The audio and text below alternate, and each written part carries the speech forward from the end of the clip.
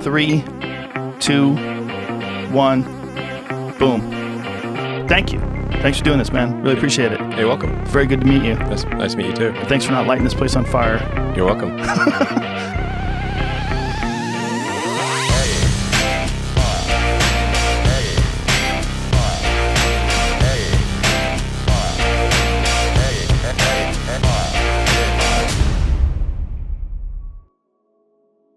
In fact, you and I were talking about social media before this, about just not having Instagram on your phone and not dealing, and you feel better.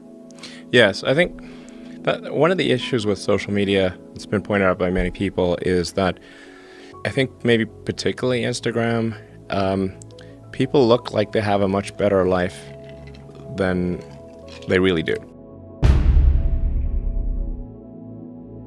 Right. So by design. Yeah, people are posting pictures of when they're really happy. They're modifying those pictures to be better looking. Even if they're not modifying the pictures, they're at least selecting the pictures for the best lighting, the best angle. So people basically seem they're way better looking than they basically really are. Right. And they're way happier seeming than they really are. So if you look at everyone on Instagram, you might think, man, there are all these happy, beautiful people, and I'm not that good looking and I'm not happy. So I must suck, and that's gonna make people sad. So when in fact, those people you think are super happy, actually not that happy. Some of them are really depressed. They're very sad. Some of the happiest seeming people, actually some of the saddest people in reality. And nobody looks good all the time. It doesn't matter who you are. No. It's not even something you should want. Why do you want to look great all the time?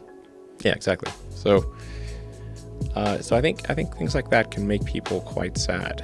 Well, just by comparison, because you just sort of people generally think of themselves relative to others. We are constantly rebaselining our expectations. And you can see this, say, if you watch some show like Naked and Afraid, or if you just go and try living in the woods by yourself for a while, and you'll learn that civilization is quite great. It has a lot of it. People want to come back to civilization pretty fast on Naked and Afraid. Wasn't that a Thoreau quote? The comparison is a thief of joy. Yeah. Well, happiness is reality minus expectations. That's great too.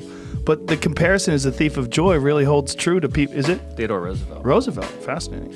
When you're thinking about Instagram, because what essentially Instagram is with a lot of people is you're giving them the opportunity to be their own PR agent.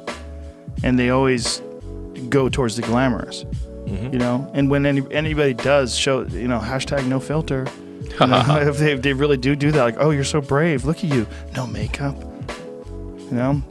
They look good anyway. You look great. What are you doing? Oh my God, you don't have makeup on. You still look hot as fuck. You know what you're doing. I know what you're doing too. They're letting you know, and then they're feeding off that comment section. Ooh, just a little sitting there like it's a fresh stream of love. Like you're getting right up to the source as it comes out of the earth, and you're sucking that sweet emojis. Love water. Emojis. Yeah. A lot of emojis.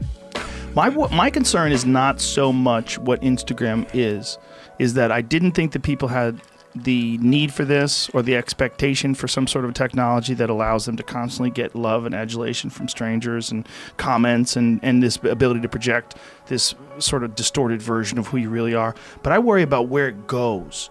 Like, what's the next one? Like, where is it? Is it going to be augmented? Some sort of a weird augmented or virtual sort of Instagram type situation where you're not going to want to live in this real world. You're going to want to interface with this sort of world that you've created through your social media page.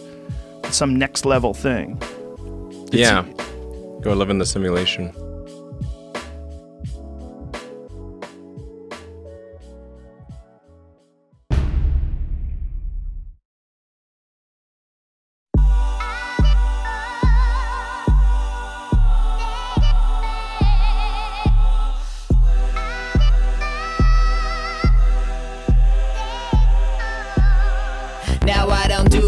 drugs. Chronic ain't a cure all. They say you could get hooked on